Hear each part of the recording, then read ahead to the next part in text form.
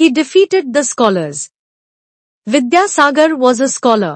He was proud of the knowledge he had acquired. So he went to every town and invited all the scholars to debate and won. He conquered Vijayanagara. He invited the poets in the court of Krishna Dev Rai to debate with him. There were 7 poets in the court of the king, Bethana, Surana, and Thimana. Each of them was an expert in each field. They also knew that Vidyasagar had defeated the scholars in many places. Therefore, they feared that if they argued with Vidyasagar, they would lose. In the middle of the court, not a single poet refused to accept the invitation made by Vidyasagar and remained silent. Seeing this, Tenali was humiliated. So he bravely stood up and said that he was ready to participate in the competition with him. Hearing this, the other poets and the king were filled with new enthusiasm. He asked Vidyasagar to come the next day to argue. Rama, who had come to argue with Vidyasagar, was honored by the king and other scholars.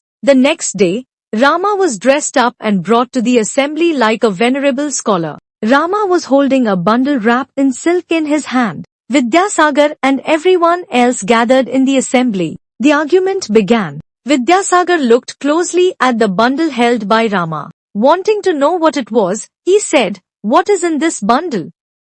Upon hearing this, Tenali Rama majestically looked at Vidyasagar and said, "This is the book Tilkashta Mahisha Bandhanam, and I am going to argue with you about the matters mentioned in this book. You too, prepare for it," he said. Vidyasagar did not understand anything. He had read and listened to so many books until now, but he had never heard of the book that Rama had mentioned. He could not even guess what this book was about.